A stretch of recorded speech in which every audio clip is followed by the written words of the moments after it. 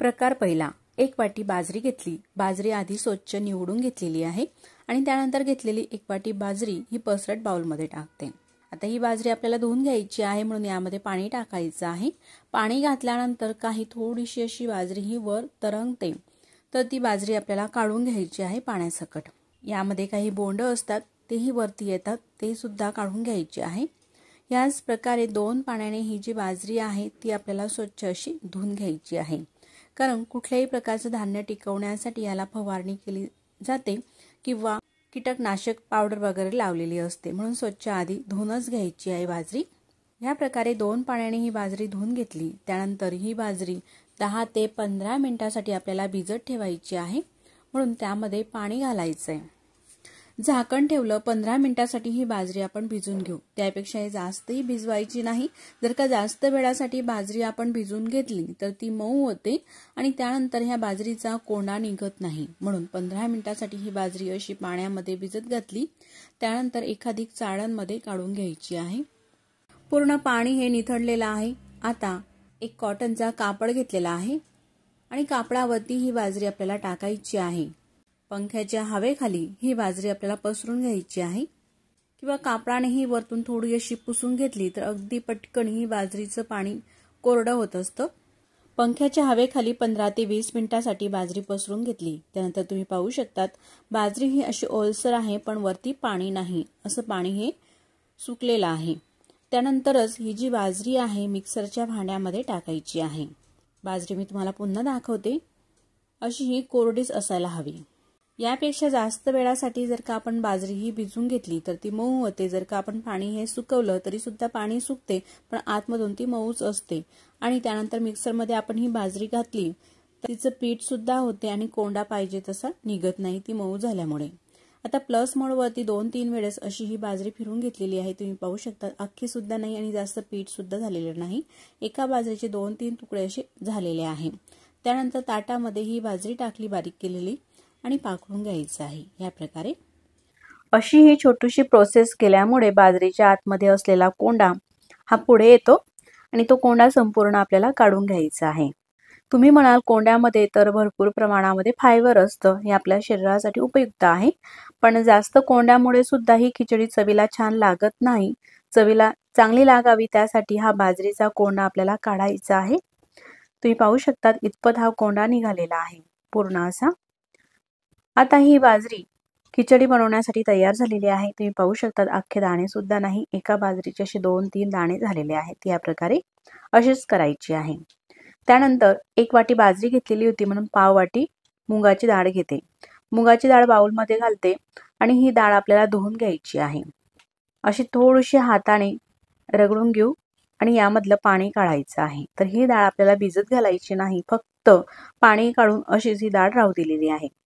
आता गॅसवरती कुकर ठेवलं, कुकरमध्ये तेल टाकायचं आहे।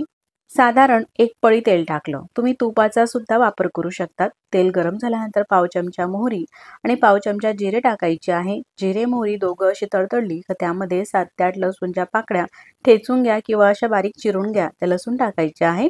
7 ते 8 कडीपत्त्याची पानं आणि एक मिरची घेतलेली आहे। मिरचीचे असे मोठे 2 तुकडे करूनच टाकते, तुमच्या आवडीप्रमाणे तुम्ही बारीक चिरून सुद्धा घालू शकता। आता हे थोडंसं परतून घेतलं का त्यामध्ये भरपूर साऱ्या आपल्याला भाज्या घालायच्या आहे। तर ही जी रेसिपी आहे ना आपण हिवाळ्यामध्ये करत असतो आणि हिवाळ्यामध्ये भरपूर अशा भाज्या उपलब्ध असतात, म्हणून मी शिमला मिरची 1 वाटी, वाटाणे, फुलगोबी आणि बारीक चिरलेला बटाटा, तुम्ही इतरही आणखी गाजर वगैरे भाज्या घालू शकतात। तुमच्या आवडीप्रमाणे भाज्यांचं प्रमाण कमी अधिक करू शकतात। तर आता 1 मिनिटासाठी ह्या भाज्या आपण तेलामध्ये परतून घेऊ। त्यानंतर आपल्याला यामध्ये काही मसाले घालायचे आहे। मसाल्यांमध्ये अर्धा चमचा मिरची पावडर टाकते, तर मीडियम चवीची मिरची पावडर आहे म्हणून अर्धा चमचा घालते, तुम्ही तुमच्या चवीनुसार टाकू शकतात। आधी आपण एक हिरवी मिरची सुद्धा वापरलेली आहे। त्यानंतर पाव चमचा हळद आणि चिमूटभर गरम मसाला टाकायचा आहे। गरम मसाला तुम्ही कोणताही वापरू शकतात तुमच्या आवडीप्रमाणे, किंवा बिर्याणी मसाला सुद्धा घालू शकता। मसाले टाकल्यानंतर मिक्स करून घ्यायचं आहे। पुन्हा 1 मिनिटासाठी मिक्स करून घेतलं, मसाले व्यवस्थित असे भाजले गेलेले आहे। त्यानंतर एक मोठ्या साईजचा टोमॅटो या ठिकाणी बारीक चिरून घेतलेला आहे, साधारण 1 वाटी, आणि टमाटरचे काप टाकायचे आहे। टमाटरचे काप यासाठी मी नंतर टाकले का टोमॅटो अगदी पटकन हा मऊ होतो म्हणून भाज्या आधी घातल्या आणि टमाटर नंतर घातल्या, तो जास्त मऊ होऊ नये म्हणून. आता टमाटर सुद्धा परतून घेतला. त्यानंतर ही धुवून घेतलेली मुगाची डाळ टाकायची आहे. भिजत घालायची नाही मुगाची डाळ, फक्त आपल्याला धुवून ठेवायची आहे बाजूला आणि ती डाळ घालायची आहे. त्यानंतर ही बाजरी टाकायची आहे आणि मिक्स करून घ्यायचं आहे. गॅसची फ्लेम कमी ते मीडियमच आहे. आता कमी ते मीडियम फ्लेमवरतीच आपण हे परतून घेत आहोत. व्यवस्थित पुन्हा अर्धा ते 1 मिनिटासाठी परतून घेतलं. त्यानंतर ही खिचडी शिजण्यासाठी आपल्याला यामध्ये पाणी टाकायचं आहे. तर असं अंदाजानेही टाकू शकतात, पण तुम्ही जर का नवीन शिकणारे असाल तर वाटीच्या प्रमाणामध्येच तुम्हाला हे पाणीचं प्रमाण मी दाखवते. ज्या वाटीने आपण डाळ आणि तांदूळ घेतलेला आहे त्याच वाटीने पाणी टाकते. तर 1 वाटी पाणी टाकलेलं आहे. ही दुसरी वाटी पाणी आणि ही अर्धी वाटी पाणी, असं 2.5 वाटी पाणी घातलेलं आहे. बाजरी 1 वाटी घेतलेली होती आणि पाव वाटी मुगाची डाळ, ते प्रमाण झालं 1.25 वाटी. 1.25 वाटीच्या दुप्पट 2.5 वाटी पाणी घालायचं आहे. गॅसची फ्लेम आता मोठी केलेली आहे. पाण्याला उकळी येऊ द्यायची आहे. भरपूर सारी कोथिंबीर घालते. हिवाळ्यामध्ये भरपूर मस्त अशी कोथिंबीर आणि भाज्या सुद्धा मस्त फ्रेश अशा येत असतात. या भाज्या हिवाळ्यातील चवीला सुद्धा मस्त लागतात. म्हणून भरपूर साऱ्या भाज्या घालून, भरपूर कोथिंबीर घालून आपल्याला मस्त चविष्ट ही खिचडी करायची आहे. मिक्स करून घेतलं. पाणी टाकल्यानंतर चवीनुसार मीठ टाकायचं आहे. साधारण सपाट चमचा मीठ टाकलं. त्यानंतर मिक्स करून घेते. पाण्याला उकळी येईपर्यंत गॅसची फ्लेम आपण मोठी केलेली होती आणि पाण्याला उकळी आली त्यानंतर गॅस मी कमी ते मीडियम केलेला आहे. कुकरचं झाकण लावते आणि कुकरच्या 2 शिट्या आपल्याला काढून घ्यायच्या आहे. 2 शिट्या झालेल्या आहे. पूर्ण वाफ सुद्धा निघालेली आहे. त्यानंतर कुकर तुम्हाला उघडून दाखवते. खिचडी पाहू कशा प्रकारे शिजली आहे आणि कशी झाली आहे तुम्ही पाहू शकतात. मस्त अशी आपली ही खिचडी झालेली आहे. जशी हॉटेलमध्ये मिळते ना मस्त अशी, तशाच पद्धतीची लुसलुशीत ही खिचडी झालेली आहे. हिवाळ्यामध्ये नक्कीच करून पहा, चवीला अप्रतिम लागते. आता ही खिचडी प्लेटमध्ये वाढून घेतलेली आहे. त्यावरती थोडंसं तूप टाकायचं आणि अशी गरमागरम खिचडी खायला चविष्ट लागते. लहान मुलांपासून तर वयस्कर मंडळीपर्यंत सगळ्यांनाच आवडणारी मस्त आणि पौष्टिक हिवाळ्यातील चविष्ट अशी ही खिचडी तुम्ही नक्कीच करून पहा आणि ही रेसिपी तुम्हाला कशी वाटली मला कमेंट्स करून नक्कीच कळवा. व्हिडिओ आवडल्यास तर लाईक करा, चॅनलवरती नवीन असाल तर सबस्क्राईब करा. मग अशाच आपण अगदी झटपट होणारा खिचडीचा पुढचा प्रकार पाहूया. खिचडीचा प्रकार दुसरा. ही खिचडी आहे साबुदाणा खिचडी. म्हणून 1 वाटी साबुदाणा 2 ते 3 पाण्याने स्वच्छ धुवून भिजवून घेतलेला आहे. 7 ते 8 तासासाठी असा मोकळा छान भिजलेला आहे साबुदाणा. आता खिचडी करायला सुरुवात करू. गॅसवरती कढई ठेवली आणि कढईमध्ये तेल टाकायचं आहे. केटलीमध्ये जी पडी असते ना त्या पडीने सांगायचं झालं तर साधारण 1.5 पडी इतपत तेल टाकलं. तुम्ही पाहू शकतात या ठिकाणी. आता तेल गरम होऊ द्यायचं आहे आणि तेल गरम झालं का त्यामध्ये पाव चमचा जिरे घालू. जिरे असे आपल्याला तडतडू द्यायचे आहे आणि त्यानंतरच मग एक मोठ्या साईजचा बटाटा असा बारीक चिरून घेतलेला आहे साल काढून आणि स्वच्छ 2 ते 3 पाण्याने धुवून घेतला. त्यानंतर पाणी काढून घेतलं बटाट्याच्या आतलं आणि तो चिरून घेतलेला बटाटा कढईमध्ये घालायचा आहे आणि परतून घ्यायचा आहे. गॅसची फ्लेम आता कमी केलेली आहे आणि झाकण ठेवायचं आहे. साधारण 2 मिनिटं असं ते झाकून राहू द्यायचं आहे. 1.5 ते 2 मिनिटानंतर मी तुम्हाला दाखवते. बटाटा असा परतून घ्यायचा आहे आणि मस्त छान असा शिजला गेलेला आहे. छान मऊ झालेला आहे. लगेच दाबला तर लगेच तुटत आहे. तुम्ही पाहू शकता या प्रकारे. असा हा बटाटा झाल्यानंतर त्यामध्ये थोडेसे पाव वाटीपेक्षाही कमी अगदी थोडीशी शेंगदाणे घालायचे आहे. शेंगदाणे आधी मी भाजून घेतले आणि त्याची साल काढलेली आहे. थोड्याशा या शेंगदाण्याच्या पाकळ्या टाकते आणि परतून घेते. असे शेंगदाणे का टाकायचे तर मी तुम्हाला पुढे सांगतेच. साधारण अर्धा मिनिटापर्यंत हे शेंगदाणे ह्या बटाट्यासोबत परतून घेतलेले आहे. असा थोडासा गुलाबी रंग आलेला आहे शेंगदाण्याला आणि बटाटा सुद्धा छान असा मऊ झालेला आहे. त्यानंतरच मग ही साबुदाण्याची खिचडी करत असताना गॅस आपल्याला कमीच राहू द्यायची आहे. कमी गॅसवरतीच मस्त होते. चवीनुसार मिरची पावडर टाकते. साधारण 1 चमचा मिरची पावडर टाकलेली आहे किंवा तुम्हाला हिरवी मिरची वापरायची असेल तर चवीनुसार हिरवी मिरची सुद्धा तुम्ही बटाट्यासोबत परतून घेऊ शकता.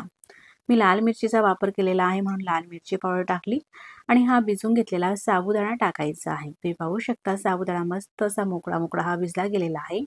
आणि त्यानंतर अर्धी वाटी शेंगदाण्याचा हा बारीक कूट घालायचा आहे. खूप असा बारीक सुद्धा हा शेंगदाण्याचा कूट करायचा नाही, तर अगदी थोडासा जाडसर आहे. त्यानंतर चवीनुसार मीठ टाकलं आणि परतून घेतलेला आहे. आता साबुदाणा हा पूर्णपणे परतून झालेला आहे. गॅसची फ्लेम अगदी आपल्याला कमी करून घ्यायची आहे आता.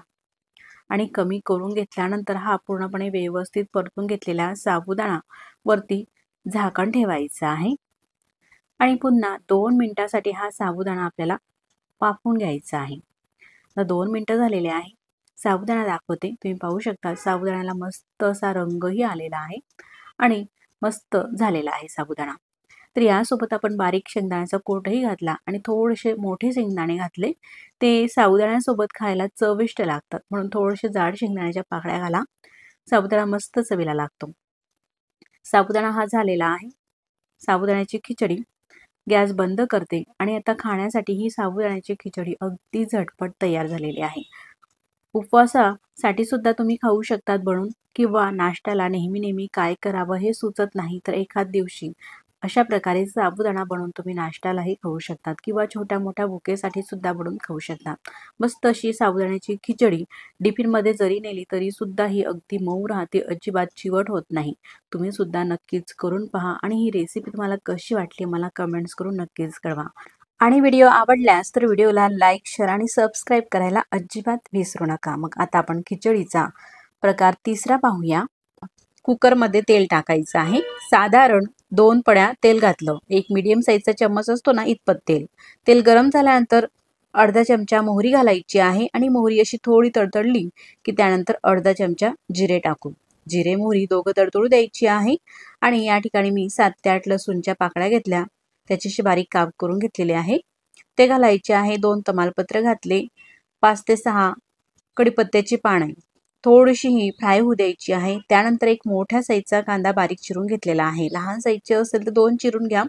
1 वाटी बारीक चिरलेल्या कांद्याचे काप या तेलामध्ये टाकायचे आहे कुकरमध्ये आणि परतून घ्यायची आहे. कांदा थोडासा मी जास्त वापरत आहे या खिचडीसाठी, म्हणजे खिचडी अगदी चविष्ट लागते. 2 हिरव्या मिरच्या घेतल्या. मिरच्यांचे बारीक काप करत नाही तर असेच हाताने तोडून घेते. आपल्याकडे जर का लहान मुलं असले तर अगदी सहज ते मिरची काढू शकतात. अशा प्रकारे मोठे जर का तुकडे आपण घातले तर. सगळं हे परतून घ्यायचं आहे. सगळं हे भाजून झालेलं आहे अशा प्रकारे. त्यानंतर यामध्ये आपल्याला काही मसाले ॲड करायचे आहे. यामध्ये मी मिरची पावडर घालते. तर मीडियम चवीची मिरची पावडर ही 2 चम्मच मिरची पावडर टाकलेली आहे. पाव चमचा हळद, पाव चमचा बिर्याणी मसाला. तुम्ही गरम मसाला सुद्धा टाकू शकतात बिर्याणी मसाला नसेल तर.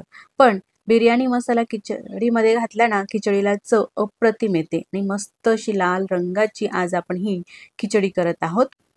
त्यानंतर काही भाज्या घालायच्या आहे. तर पाव वाटी वाटाणे, 1 टमाटर चिरून घेतलेला आहे स्वच्छ धुवून टमाटर, 1 मीडियम साईजचा बटाटा, अर्धी वाटी फ्लावर. यापैकी तुमच्याकडे एखादी भाजी नसेल तर स्किप सुद्धा करू शकतात, किंवा ॲडिशनल भाजी घालायची असेल जसं की शिमला मिरची किंवा फणस बी वगैरे इतरही तुम्ही यामध्ये टाकू शकता. घातलेल्या भाज्या तेलामध्ये मिक्स करून घ्यायच्या आहे. 1 मिनिटासाठी परतून घ्यायचे आहे. त्यानंतर यामध्ये पाव वाटी मी शेंगदाणे घालते आणि परतून घेते. यामध्ये आपण मिरची पावडर, मसाले वगैरे घातलेले आहे, त्यासोबतच भाज्या सुद्धा, म्हणून साधारण 2 ते 3 मिनिटापर्यंत अशा प्रकारे ह्या भाज्या परतून घ्यायच्या आहे. मस्त रंग आलेला आहे, तुम्ही पाहू शकता. त्या ठिकाणी मिरची पावडर सुद्धा मस्त अशी भाजून झालेली आहे.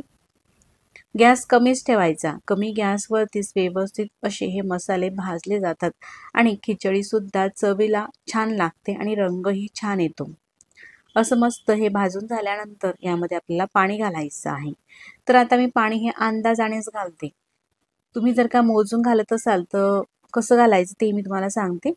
पाणी घातल्यानंतर चवीनुसार मीठ टाकलेलं आहे. साधारण पोहे खाण्याचा 1.5 चम्मच मिक्स करून घेते. आता या पाण्याला उकळी येऊ द्यायची आहे. तोपर्यंत खिचडी बनवण्यासाठी तांदूळ घ्यायचा आहे. तर या ठिकाणी मी हा बासमती तांदूळ घेतलेला आहे पुलाव बनवण्याचा. तर ह्या वाटीने 1.5 वाटी तांदूळ घेतलेला आहे. तुम्हाला जर का रेशनचा तांदूळ घ्यायचा असेल तर तुम्ही ह्या तांदूळाच्या ऐवजी रेशनचा तांदूळ सुद्धा घेऊ शकता। रेशनच्या तांदूळाची सुद्धा खिचडी चवीला छान लागते अशा प्रकारे केली तर। त्यानंतर अर्धी वाटी मुंगाची डाळ आणि पाव वाटी यामध्ये मसूरची डाळ टाकते। पाव वाटी तुम्ही तुरीची डाळ सुद्धा वापरू शकता। या डाळींसोबत मिक्स करायची आहे आणि स्वच्छ धुवून घ्यायची आहे। यामध्ये पाणी टाकते। तांदूळ धुताना मात्र आपल्याला हा तांदूळ जास्त अति प्रमाणामध्ये घासून धुवायचा नाही, तर अशा प्रकारे अलगद हाताने यामध्ये हात फिरवून तांदूळ धुवून घ्यायचा आहे। डाळ आणि तांदूळ टिकवण्यासाठी याला पावडर वगैरे लावलेली असते, ती संपूर्ण आपल्याला धुवून काढून घ्यायची आहे। म्हणून 3 पाण्याने हे जे डाळ तांदूळ आहे खिचडीचे ते धुवून घेतलेले आहे। ह्या प्रकारे तांदूळ धुवून झालेला आहे। त्यानंतर या खिचडीच्या पाण्यामध्ये घालायचं आहे। तोपर्यंत खिचडीसाठी जे पाणी ठेवलेलं होतं आपण फोडणीचं त्याला सुद्धा उकळी आलेली आहे आणि उकळी आलेल्या पाण्यामध्येच हे धुतलेले डाळ तांदूळ आपल्याला टाकायचे आहे। तर लगेच डाळ तांदूळ हे धुवून घेतले आणि लगेच टाकायचे आहे। तर आता अजिबात हे डाळ तांदूळ आपल्याला भिजत घालायचे नाही। डाळ तांदूळ टाकलेले आहे। गॅसची फ्लेम मीडियम आहे। मिक्स करून घेऊ। तर ह्या खिचडीसाठी आपल्याला अजिबात डाळ तांदूळ हा भिजवायचा नाही। कोणत्या खिचडीसाठी आपण डाळ तांदूळ भिजवू शकतो तेही मी तुम्हाला पुढे सांगणारच आहे। आता मैत्रिणींनो, पाणी हे आपण अंदाजाने घातलेलं होतं, तर पाणी अंदाजाने घातलं तर कितपत घालायला हवं? तर मैत्रिणींनो, आपण प्रत्येक वेळेस स्वयंपाक करताना मेजरमेंट कप किंवा वाटी, ग्लास याचा नेहमी वापर करत नसतो। असा अंदाजानेच पटकन आपण स्वयंपाक करून घेत असतो। तर तुम्ही जर का नवीन शिकणारे असाल तर जर का अंदाजाने वापरलं तर असा चमचा खिचडीमध्ये बुडून पाहायचा एखादिक।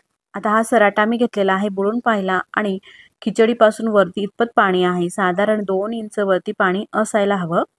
असं अंदाजानेही टाकू शकतात आणि तुम्हाला जर का अंदाज कळतच नसेल तर वाटीने तुम्हाला जर का टाकायचं झालं तर 2.25 वाटी आपलं हे डाळ आणि तांदूळाचं प्रमाण झालं। 1.5 वाटी तांदूळ, अर्धी वाटी मुंगाची डाळ आणि पाव वाटी मसूरची डाळ। 2.25 वाटी तांदूळासाठी तुम्ही 6 वाटी पाणी या खिचडीसाठी वापरू शकतात। हे झालं आपलं पाण्याचं प्रमाण। त्यानंतर बारीक चिरलेली कोथिंबीर टाकायची आहे आणि मिक्स करून घ्यायची आहे। मीठ वगैरे आपण सगळं आधीच टाकलेलं आहे, म्हणून आता काही टाकायची गरज नाही। फक्त कोथिंबीर टाकून मिक्स केलं आणि कुकरचं झाकण लावते। गॅसची फ्लेम मीडियम ठेवायची आहे आणि मीडियम फ्लेमवरती 3 शिट्या काढून घेते। 3 शिट्या झालेल्या आहे, वाफ सुद्धा निघालेली आहे। त्यानंतर कुकर हा मी तुम्हाला उघडून दाखवते। मस्त आपली खिचडी ही शिजलेली आहे। त्यानंतर प्लेटमध्ये काढून दाखवते।